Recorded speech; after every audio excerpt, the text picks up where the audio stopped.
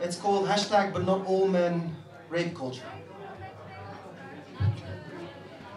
The question hits me like a sledgehammer. We're in the kitchen and my mom and sister are having a heated argument about her clothing.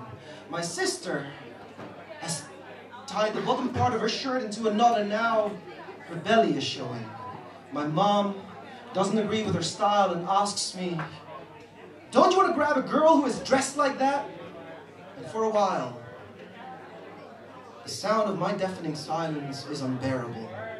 I am 8 years old and I can tell my mom means well, but I know my answer to that question is no.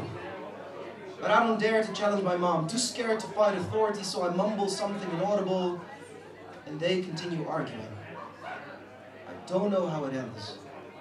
I am 8 years old, and I remember being complicit in rape culture. We're in the boys' dressing room of the swimming pool where we have finished our training session. All the boys are getting rowdy and the conversation turns to sex.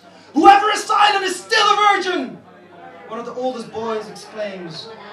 And I stare at the floor, don't say a word. While they're making fun of all the kids who are dead silent, most of whom are still wet behind the ears, not more than 15 years young. I know they are wrong. How can you make fun of kids being virgins, and why am I the one feeling ashamed and not them? But instead of blaming them for messing with our heads, I get dressed as fast as I can, dry myself off with a towel of self-loathing, wear my shame, like clothing that fits perfectly. I am 15 years old, and I have just learned an important lesson in a boys' dressing room. Boys will be boys. Unless you have lots of sex, then you become the man who won't be made fun of anymore. And I internalized that lesson. I'm lying in my bed with my girlfriend. We're making out. She wants to take it further. I don't. You see, I'm still a virgin and don't feel ready yet to have sex. She insists. And for a split second, I'm running through all the scenarios, all the options, all the choices I have in this moment, then a voice takes over. You're supposed to like it. You're supposed to like it. Man, you're supposed to like it. You're supposed to like it. God damn it, you're supposed to like it.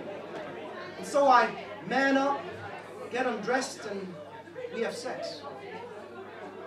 I know I should feel proud and happy in this moment, but in truth, I feel disgusted. This isn't lust, love, nor desire. We finish. I don't. She doesn't either. Neither of us say a word. It hurts to pretend. I am 17 years old and I have just lost my virginity. More importantly, I have lost my innocence. I have become the embodiment of toxic masculinity. The train station is a chaos, and it seems that I'll be stranded in a foreign city. My local friend lends a hand and offers to host me at her place, and instantly my concerned face turns into a smile. You see, she and I, we have a history. We arrive at her apartment, have dinner with her friends, and end up in her bed. She turns the lights off, and I put my arm around her body and try to kiss her.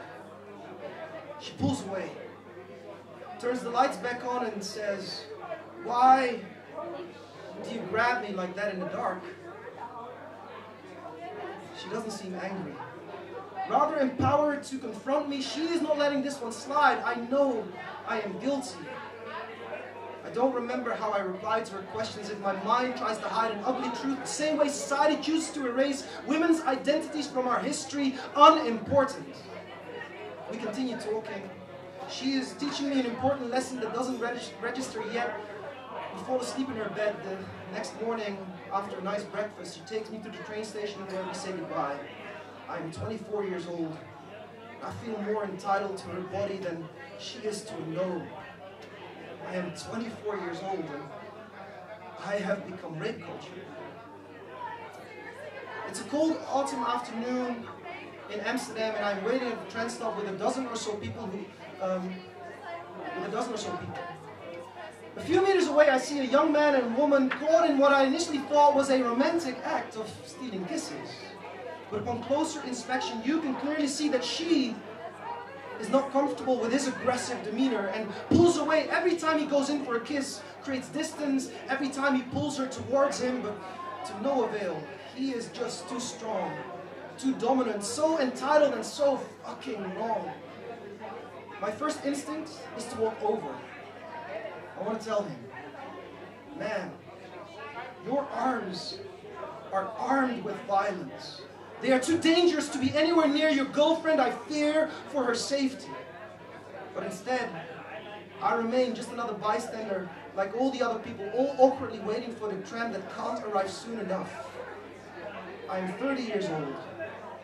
It's 6 years later, and this time I am not the perpetrator, but make no mistake, I am still guilty of allowing rape culture to thrive. You see, rape culture isn't about men raping. Rape culture is men justifying sexual harassment as just flirting. Rape culture is 30 women every day attempting suicide because of domestic violence, and every week 3 women escaping their abusive fate or taking their own lives. But us men ignore these statistics, so our count is always 0 and we can all sleep sound at night. Rape culture is a joke that isn't funny. Rape culture is men refusing to admit that we have a problem with toxic masculinity. Rape culture is silence. And while I, personally, don't know any known rapists, and you surely don't know any known rapists, right? I know men whose silence has become a minefield, and every fact, every statistic, every victim's testimony can trigger an explosion of anger. I know men whose hands have become too big for their lovers' hearts. I know men whose words have become poison, slowly suffocating the lives at little of his eyes. I know men whose fingers have become choke chains, silencing their lovers' voices. I know men whose sense of entitlement is bigger than the sense of responsibility, and I know myself all too well. I'm 30 years old. I should have addressed the harasser. I'm 24 years old. I should have kept my hands to myself. I should have asked her for consent. I'm 17 years old. I should have confronted the macho boys with their bullshit. I'm 15 years old. I'm 17 years old. I should have said, I don't feel ready yet to have sex. Maybe next week, maybe tomorrow, but not today. I'm 15 years old. I should have confronted them older boys with their macho bullshit. I am 8 years old.